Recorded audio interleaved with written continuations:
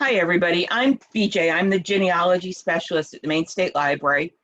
Tonight, I'm going to talk about using maps in genealogy. And I'll tell you right off the start, some of my best examples are from Scotland and Ireland, because that's where places are really doing interesting stuff with maps. But I want to show them to you so you have the idea of some of the sorts of things that can be done. So if you're looking at other places in North America or in Europe or wherever, that you can start looking for what other types of interesting map stuff is being done. Okay, so I'm going to actually share my screen at this point. And I'm going to start off with a really simple one, which is that many of you may have used, which is Google Maps. And what I'm going to do is I'm going to put in an address here that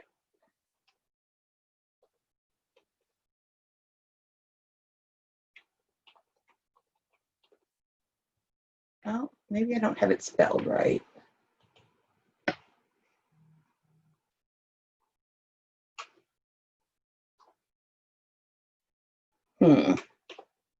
There we go. So I have this address from a census in the early 1900s in Salem, Massachusetts. And what I can do is I can type the street name in and see this little person down in the corner. Oops, I'll go back. So see this? If you put your cursor over it, and I've now lost the street. Let's go back. There we go. So I'm going to zoom in by rolling my cursor. And if I take this little guy and plop him on the street, I can see what the street looks like. And I can go like this, come on, and scroll back and forth. And a lot of these houses look like they were probably there. They've been resited, but they look like a style that was probably there when my great-grandparents and grandmother lived on this street in 1910. So I can kind of get a feel for what the street looks like. To get back to the map, you hit the arrow here. And what you see is if you take this guy and suspend him here, anywhere that's blue, you can plunk him down. So like here, I can't plunk him down because there's no blue line, but I can put him here at the intersection and look down the side street, but also look along North Street in Salem, which is also Massachusetts 114. If you want to look at the satellite view, see this little thing down in the corner? I click that and it shows me what the neighborhood looks like from above. And you can see this looks, I'm guessing this is a cemetery here. Does that look like it's probably a cemetery to you? Itty bitty things. Yeah. Yep. Here's that park where you couldn't go down. You can actually pull this guy over in the satellite view as well. So you can take a look that way. And if you hit going back, and so, you know, if I want to get an idea of where this is compared to downtown Salem, I can scroll out and go, I recognize that's the bridge to Beverly. And here's the center of Salem. And the area I was looking at was up there. And yes, that was actually a cemetery there. It's the St. Mary's Cemetery. And they mark some things for you. It's a bit hit or miss what they mark. But you can then, you know, scroll in, and let's say you want to see, now, for example, those of you who know Salem, which I know some of you do, if you go here, you'll notice that whole pedestrian walk, you can't go down, but you can go like over here and see the Peabody Essex Museum. And you know, I can go this way then to where the old houses are that are part of the Peabody Essex. And there's their old building. And you can do things like, let's go back here. And I'm going to do this. And again, this gives you, this is the satellite view. I can click here to switch back to just the map. And I know, for example, the place I'm looking for this is way out here somewhere. Forget exactly where it is along here. But again, I can do this and put little character along and say, that's pretty isolated. And somewhere in one of the houses along here, my great-grandmother was born. It was not this one, I don't think. Yeah, no, it's not that one. But again, I can go back to this. Whoops. Need to get out of the street view. And you know, go look at the nearest town. You know, you can see a lot of this is here. Let's do it. Oh. And you can, sometimes you get lost on little side streets. This is a church building with a little cemetery, and you can make your way out. Looks like, actually, this is the end of where you can go. Maybe not. You go out here, and you can go along the road. I will warn you, this is addictive. So let's go back here. I'm going to put another one in. This is how I used this before planning a trip. My grandfather's birth certificate said he was born at 3 Gordon Street. And so I went to look at 3 Gordon Street, which is this building. I don't think that's the building my grandfather was born in 1894. Basically, in the 1960s, they removed the Victorian slums in Edinburgh and put in modern bordering on slums. You know, these are council estates. They're public housing for Scotland. But that meant that I could be pretty sure that as I was planning my trip, that while I might want to walk along this street, just so I've been there, I wasn't going to be spending a lot of time looking at the house because it's no longer there. So if you're planning a trip, whether for genealogy or something else, it can be nice to take a look at where you're going. So that's how I use Google Maps. So that's, and I will tell you, there is actually, this is literally a game where, and you can narrow it down to, you create a free account and you can narrow it down with the, like, to just the United Kingdom or the US, or you can do the whole world. And it literally punks you down into a Google Street View. And by moving yourself around, you have to figure out where you are and guess where you are. Again, it's a great way. I have found it a great way to deal with being on hold on the phone. Or if I'm in a really boring meeting that I can't get out of, it helps keep me focused to be doing this. It's called Geo Guesser. And it basically, as I said, plunks you down at somewhere in the Google Maps and lets you figure out where you are. So let's go back you'll notice I actually even have Google Maps bookmarked. And we're going to go to Kansas.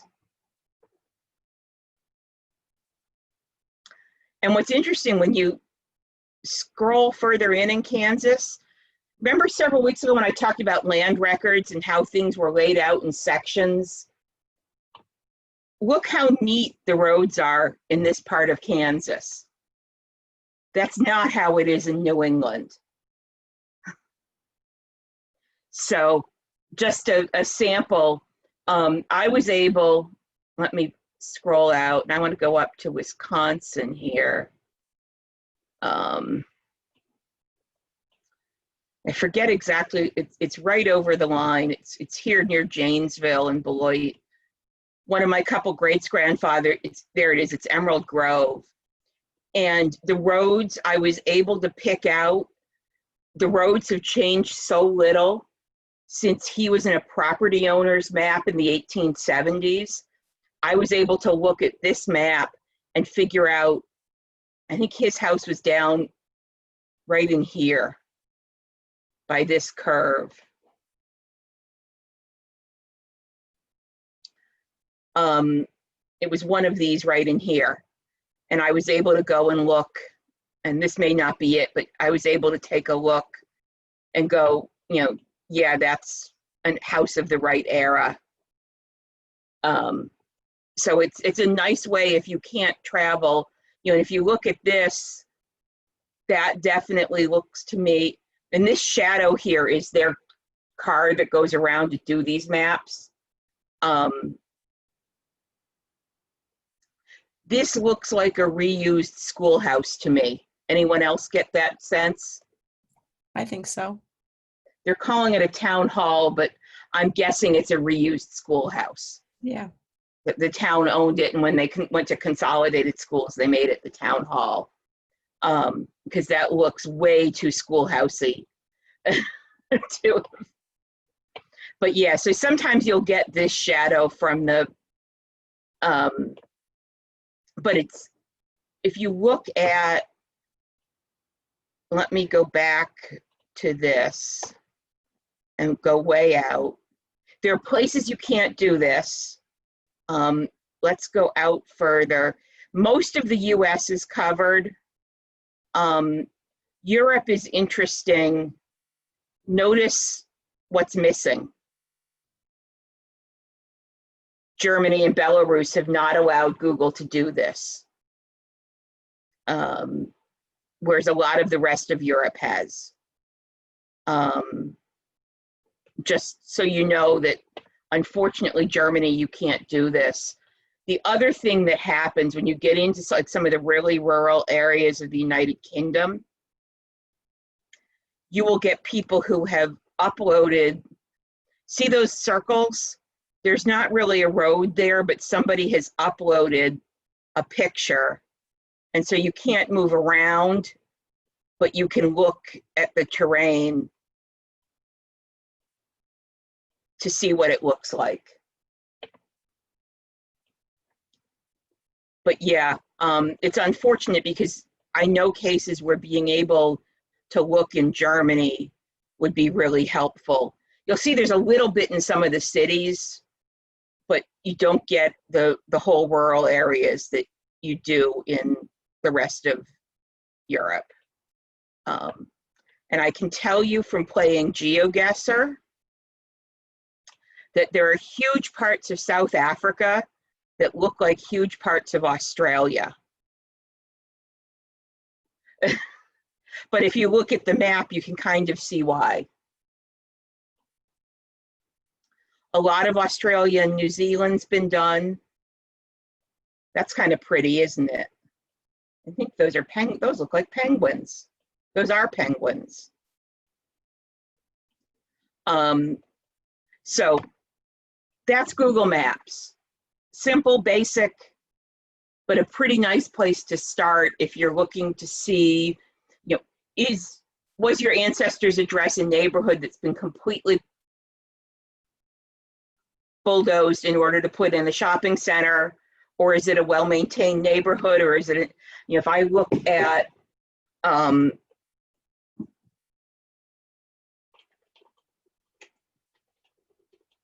where my dad grew up, the last time they took pictures through here, it did not look, oh, it looks better now than it did, but there was once that they went through, I think they must have gone through Buffalo in March before anybody had cleaned up their yards after the winter, and it looked awful. And I'm like, the neighborhood isn't that bad, but it looks like they've gone through. You can tell, well, actually, this is still an older one. This is down here in the bottom, it says October 2012. They'll tell you when they last went through. So you can take a look where your parents, grandparents, and so on grew up. So may I tell a quick little story? sure. I lived in Detroit until I was 5 when I came to Maine, and when I got into genealogy, I found that my great grandparents came with a family from Cork in Ireland. So anyways, I used to go to a street and visited my grandparents when I was very small. And so I looked up that street and I found that it was in Corktown in Detroit. Well, I'd never heard of a Corktown. And then I found all these other streets where people were supposed to have lived from the family, and it was all in Corktown. And I had made through DNA a fourth cousin I made contact with who'd been in Detroit longer, and he told me, yes, he knew there was a Corktown in Detroit, and that it was North Corktown. And so I found all these streets where I knew family had lived, and I found that fascinating because being so young, I knew nothing about Corktown in Detroit. Mm-hmm.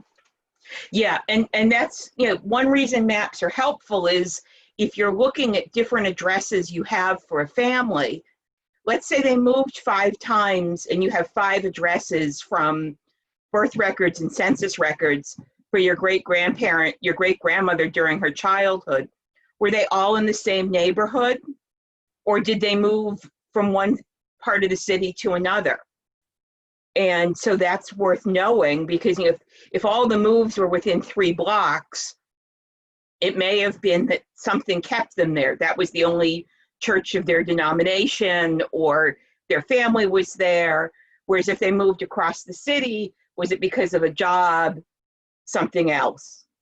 So that's one reason. Like I can look at all of my dad's childhood addresses I have for him, and they're all within a mile of each other because they were all within a mile of where my grandfather worked, and they didn't have a car. So they need, or at least they didn't have a car until my dad was about 10, at which point, they had more flexibility. But when my dad was really young and they didn't have a car, they had to be somewhere where my grandfather could get to work easily.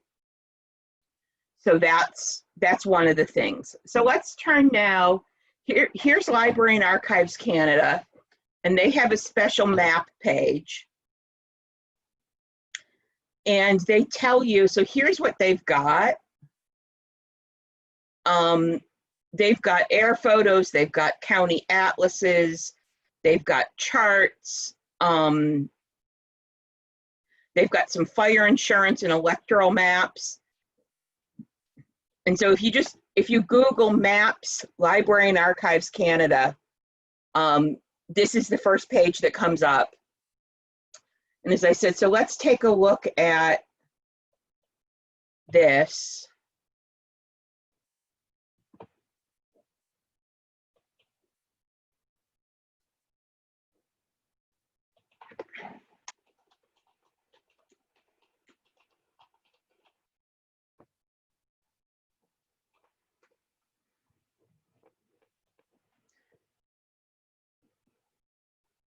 And what we want to do over here is limit the format to map.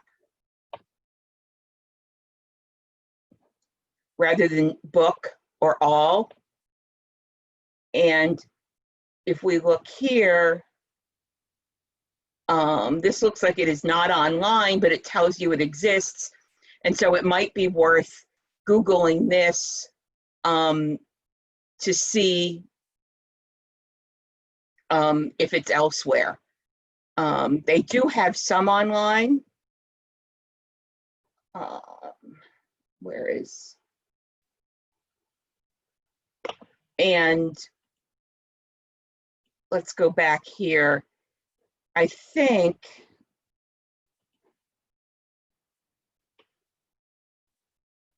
you know, and they also have some things in the archives. So it's a fair bit of stuff they've got. They do have township maps, which are really helpful. Oh, I think I wanted to click this one. Nope. Figures, they're having trouble tonight. I want to show you people things. So let's look for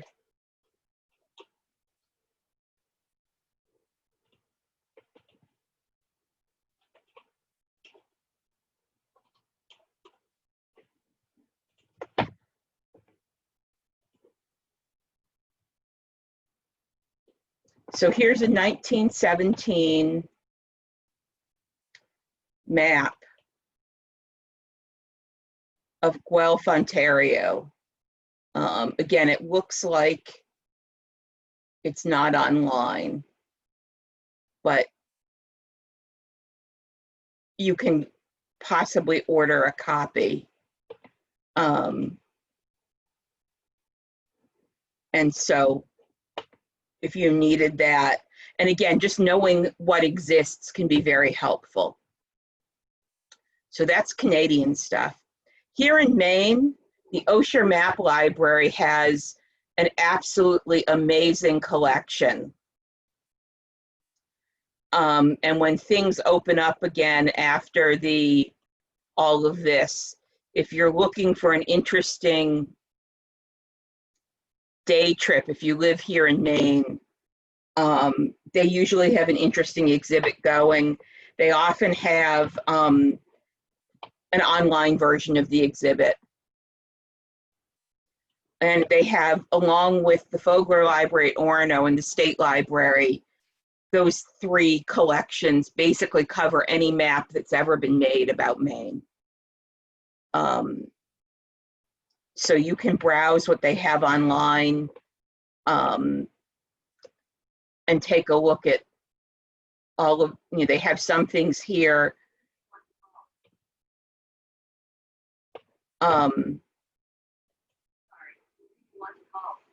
My phone thinks I asked to call somebody. Tell me just the first name. So anyhow, here you have, or you can search. Trouble finding this person. Go ahead and pick a contact on your screen. My phone is. Can you guys hear that? Let me go turn that off. Pretty phony to me. I know.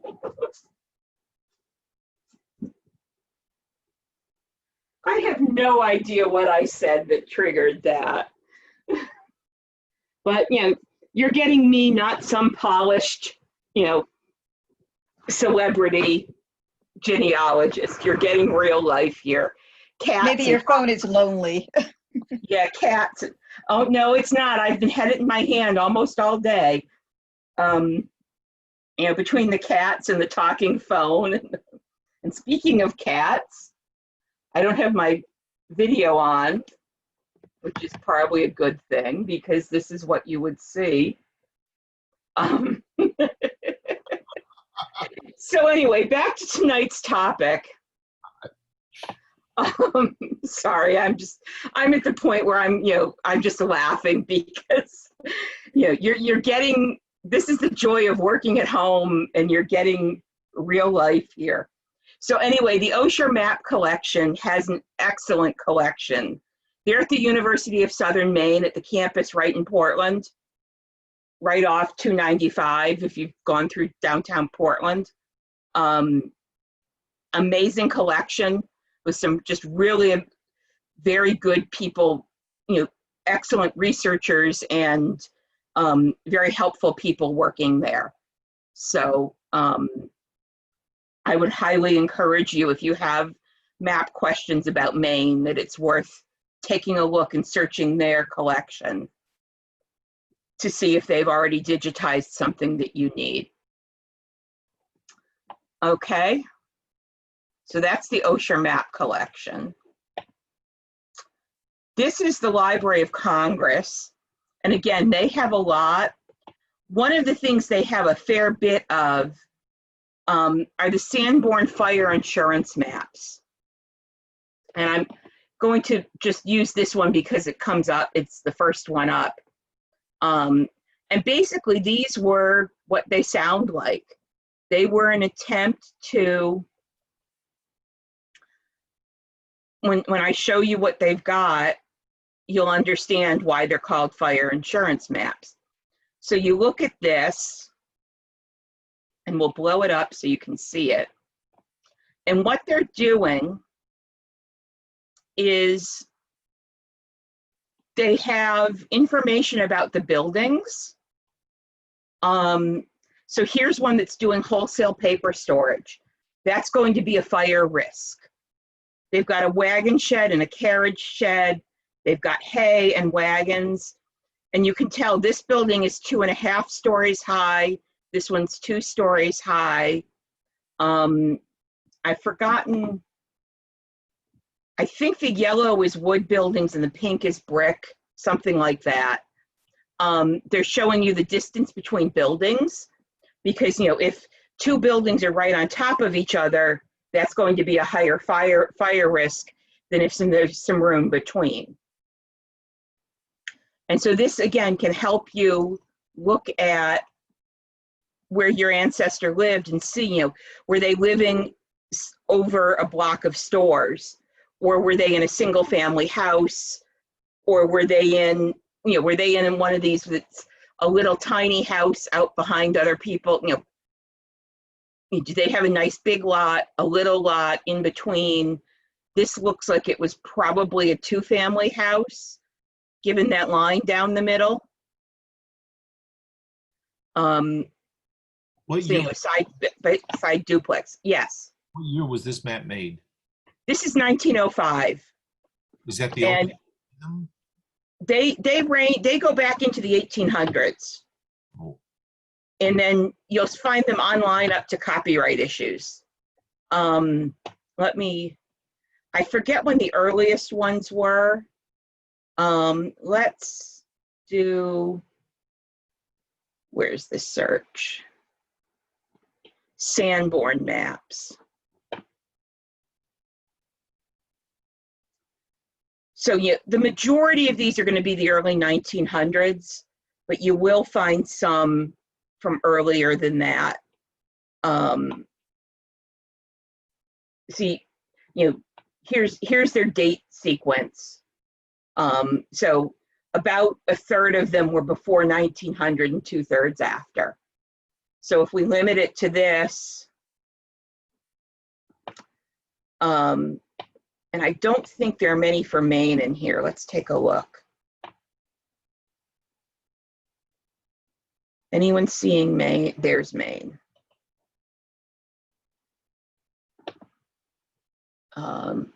So here's Auburn, and you'll see it's 9 images to cover here's 1892 in Auburn.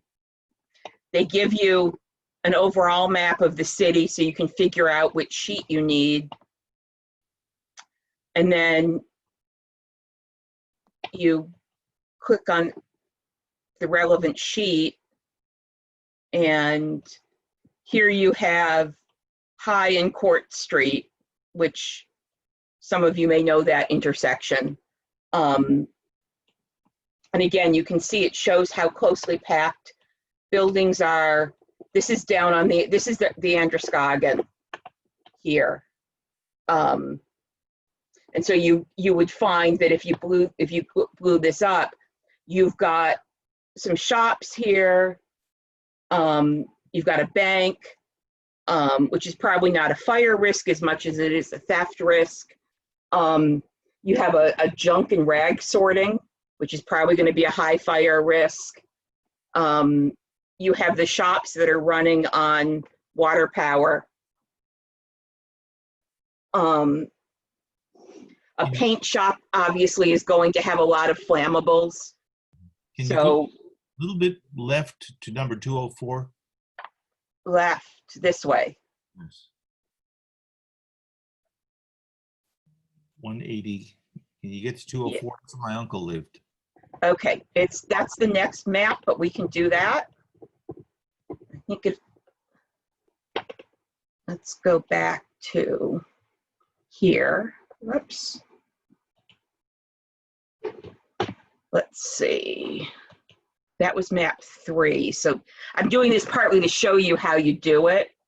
So it looks like if this was map 3, it's actually going to be map 2 because it's going this way.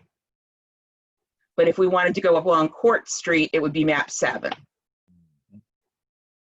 So it would be map 2, I guess. Yeah. Just curious. You had a lot of the mills along there in Lewiston. Yeah. Actually, there's no 207 or 204. So and sometimes what will have happened is something will have burned here and there'll be a gap. And then a few years later, you find they've rebuilt. It's probably, Or they, probably 202. Because I know that there's an opening between the buildings. yeah, so then 202. So it's a 3-story building. Yes. At one point, there was a woodshed out behind it and another row of buildings before the river. Interesting. So can you see how this could be useful for, again, some of this isn't going to lead you directly to your ancestor, but it's going to help you fill out the story of, what kind of neighborhood did they live in? Were they living over a shop versus living in a more suburban feeling area? So can you see how this could be fun to look at and see what was going on? So let's look at a couple other things. The first one I want to show you is this is the National Library of Scotland. And they have all of the Ordnance Survey maps ever done for Scotland digitized. So we can go here, and if we scroll into a place, and I'm going to scroll right into the same place I showed you where my grandfather was born. See, there's Gordon Street. And if I click here, it will show me the different series of Ordnance Survey, which is the British equivalent of the USGS they have. And they've got 6 inch to the mile from 1852, from 1877, 1894, 1906, 1913, and so on. So let's go to 1894 because that's the exact year my grandfather was born. And we can scroll in.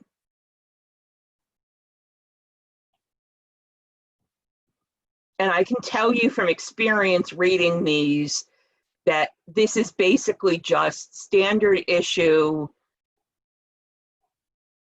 Scottish, Northern English, Irish tenement with this sort of courtyard in the middle where the privies were.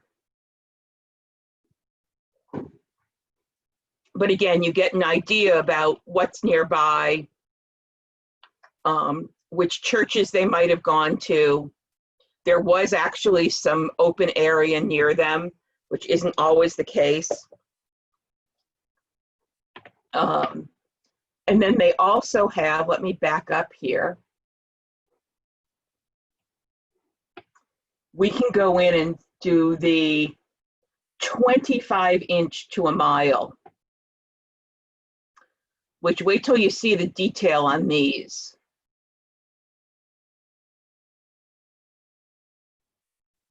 So we want to click right in here. So you saw the detail on the 6-inch to the mile. Watch this. When I scroll in, it doesn't look all that different, but it actually is. You get much clearer wordings. You get more detail about a lot of the buildings. If you look up in the center of Edinburgh, there are cases where they actually show you the interior of the building, the layout.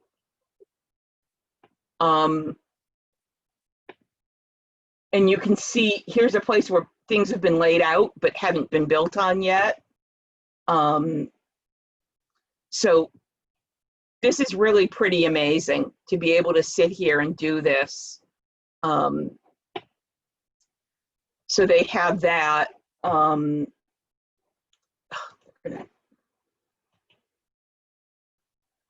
And they have other levels, but this 25-inch one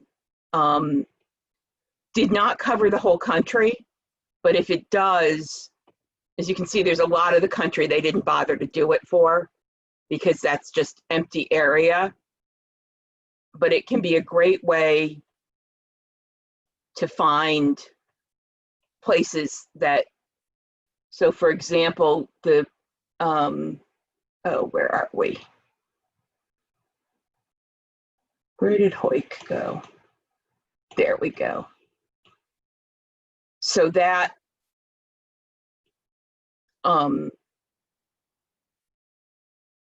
farm I was trying to find that was is out here somewhere. And somewhere in here is that Shank End Shield where my great-grandmother was born.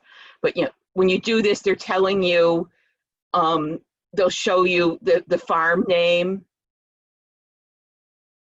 and the roads and various other, so you know, here's a farm named Barnes and here are Barnes Cottages, which is where the farm workers probably lived. And yet this is a case where there's really only a couple farms on this whole map. Winnington Rig is the name of this farm. And often that's the address you'll get on a census. So you'll want, that's how you often end up finding these, is going to these maps and searching. And one of the other things, and this isn't completely a map, but what they've done is the Ordnance Survey divides all of the UK into quarter-mile grid squares on the map, current maps. And so what this site is trying to do, this is crowdsourced the way Find a Grave is. And what they have been trying to do is have somebody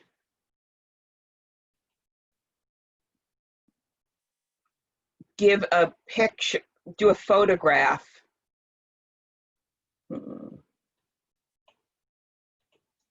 of every one of those grid squares. So if you are trying to get this to go in where I want it, and it's, there we go. And so for every grid square, they are trying to have a photograph. And what they do is they show you on the map, it's this grid square, and here are the photographs taken in this grid square. And again, you can go and search. So let's search for fans in the Scottish borders.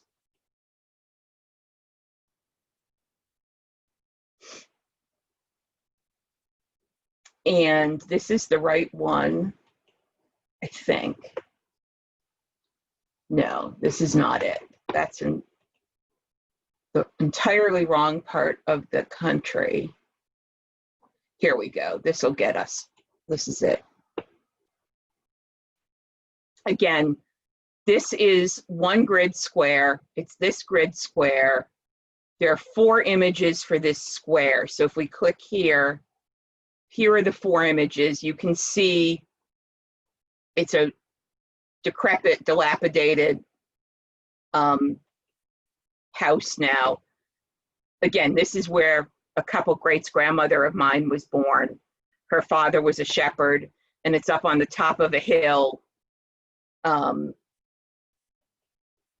in southern Scotland. But you can also, you can do this for cities. So if I go back and do Leith, where my grandfather was born,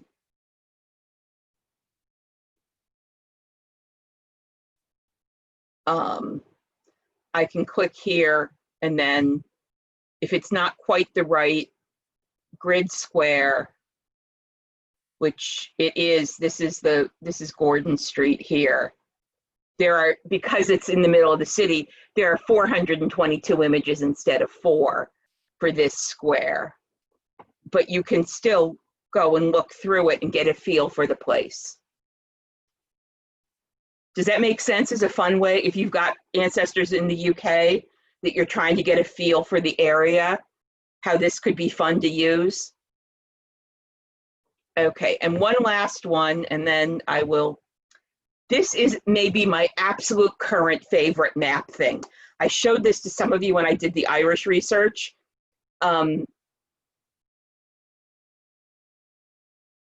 Yeah, can everybody hear me? I've got somebody saying, okay. So Kathy, you may want to go in and out again, or make sure that you didn't accidentally turn off your speaker.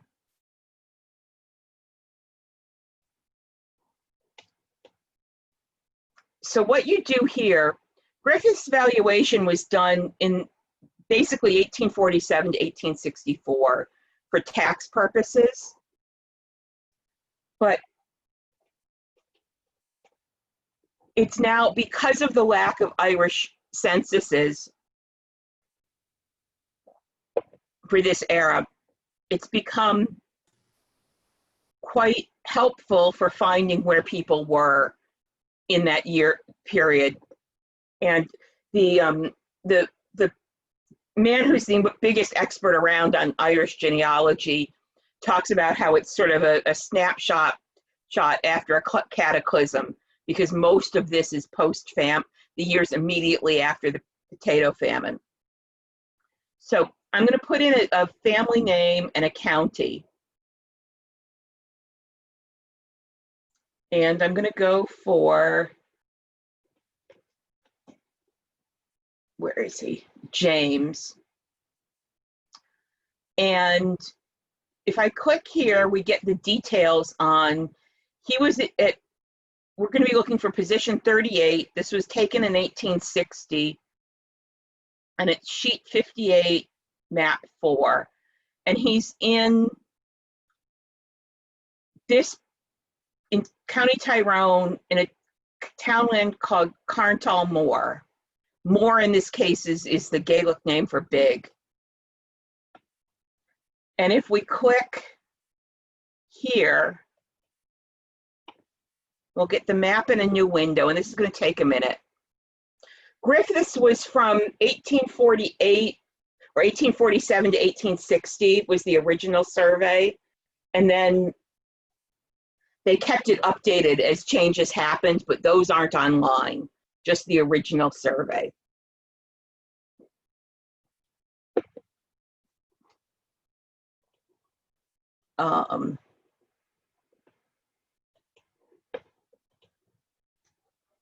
And so what this does, this is the 1860 map. And if I move this slider here, we mostly have the new map. And I can do this And we can go in, oops. The cat is right in front of my monitor. So I'm having to work around him on top of everything else. And what's really interesting here is the extent to which these are the boundaries of farms in 1860. And if I go here midway, or maybe a little past, you can see that the boundaries still pretty much follow. If I pull the satellite version up with the historical map, look how these boundaries still follow those 1860 boundaries. Like here, this circular one, that boundary still follows it. This is not the one, I've seen some where it's so obvious. This is a little less obvious than some. But it's really nice because if you've identified an ancestor in Griffiths, you can go from there to finding the person in the, and find their exact bit of land here, which sometimes takes a little doing. You need to look for the name of the townland and then find the right number. But once you do, you can then correlate that and look at the modern street view in Google Maps and see where you are. So it's a lot of fun. Here's another one. Let's see, yeah, this generated. And you know, not everyone was picked up in Griffiths, but enough people were that it's a reasonably effective you know, like look here where, you know, you see the boundaries on the fields and you can still see those boundaries now. See like this little place where it goes like that. See, that was there in 1860 as well. So I admit, this is really amazing for Ireland in the middle of the 19th century. If you can find somebody in Griffiths to actually connect them to a particular place that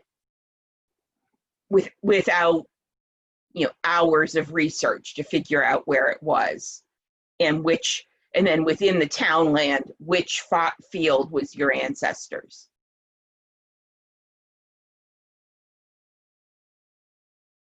Yeah, it was done more just because things had been so chaotic. They needed to deal with taxes, and you know, they'd done the tithe allotment, which covered fewer people in the 1820s, and they hadn't, you know, they were having to pay for poor relief, and so they were, and it's also that whole era where you start getting government bureaucracy, and so it's the beginning of real bureaucracy in Ireland. So it's, but I'm glad it survived so they can do stuff like this. And as I said, you can find some bits of this other places. The US Bureau of Land Management, for example, has this type of system with original grants of Homestead Act land. So you can find, if you Google Bureau of Land Management Homestead grants, you'll find that. And I'm happy to give these lots of hits because I want them to know that people do like these, and it's worth other places doing the same sorts of information, the same sorts of using the information they have to display it in ways that are helpful for those of us actually using it. The other thing that I don't really have time to get into tonight, and it's really just starting, I've seen some things come out in the last 6 months about using LiDAR, which is, I guess, a variation of radar. Some of you may know more about it. Looking at old farm boundaries and other such things in northern New England, because it can work around the trees that have regrown in fields that are no longer used. I found an article about it like 3 weeks ago, and it's like the first person doing it and looking at trying to use census information with old maps and new maps and this LiDAR that's been done for other reasons, road construction and things like that, and making something available to people doing genealogy and local history. So that's going to be interesting. I'm keeping my eye open because I think it's going to be an interesting look at some places that, especially here in northern New England, where you don't have as good records about where somebody's house was on a farm. And if the farm has fallen into being forest again, and you've got no details about where the farmhouse was on that plot of land, some of this may be able to come up with that. So or dealing with some recreating old cemeteries that have fallen into disrepair. So some interesting stuff that's going to be going on. And these projects like the National Library of Scotland or this Griffiths Evaluation are very much a case of, you know, the price of computer memory has gone down so far that they're able to do these things that require, you know, what 20 years ago would be regarded as supercomputing that's now in a laptop. So any questions at this point?